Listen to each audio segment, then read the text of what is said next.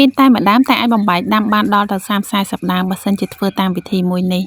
បងប្អូននេះគឺគោលប្រទាលនាងបក់នាងបោយវាមានភ្នែកជុំវិញទាំងអស់ហើយវាមានកលៈរបស់វាដែរអញ្ចឹងយើងលៃធ្វើម៉េចកាត់តាមកលៈហ្នឹងឲ្យដោយភ្នែកបានមួយមកពេលកំពុងតែកាត់ហ្នឹងបងប្អូនត្រូវប្រយ័ត្នផងបើប៉ះជាមួយនឹងដៃគឺលមាស់ខ្លាំងណាស់ឲ្យតែប្រភេទរុក្ខជាតិលក្ខណៈបែបនេះដូចក្តារហោរាអីជាដើម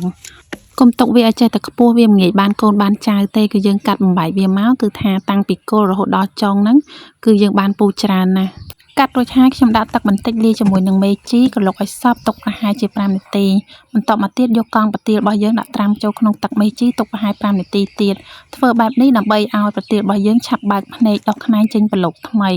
រយៈពេលប្រហែលជាកន្លះខែគឺឃើញដោះព្រាតហើយបងប្អូនគឺដោះមកសុខភាពវាល្អណាស់ទាំងដងដើមស្លឹកអី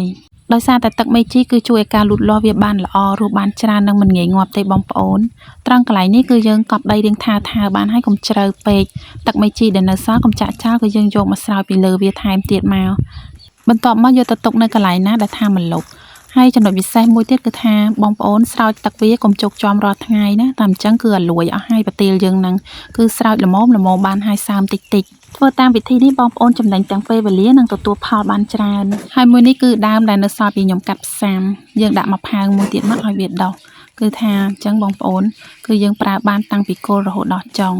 អត់មានសល់ទេប្រទាលនាងបោកនាងបាយជាប្រភេទរុក្ខជាតិដាំក្នុងម្លប់មិនដាំហាលក្តៅទេបងប្អូនប៉ុន្តែអាចថាកម្ដៅត្រឹម 50% អីបានគឺដាក់ដាំដីដែលមានជីជាតិបន្ទាប់មកយើងស្រោចទឹកមេជីហើយយកវាទៅទុកនៅក្នុងម្លប់ទៅអត់ពិបាកថែទាំទេបងប្អូនគឺងាយស្រួលណាស់ដាំផើងកាន់តែធំគឺវារីកទៅតាមផើងកាន់តែលឿនបងប្អូនចាប់អារម្មណ៍ទឹកមេជីឬរុក្ខជាតិទាំងអស់ហ្នឹងខ្ញុំមានលក់ហើយក៏ទទួលវេចខ្ចប់ផ្សាយជូន25ខេត្តក្រុងដែរឆាតចូល Page ឬ Telegram របស់ខ្ញុំ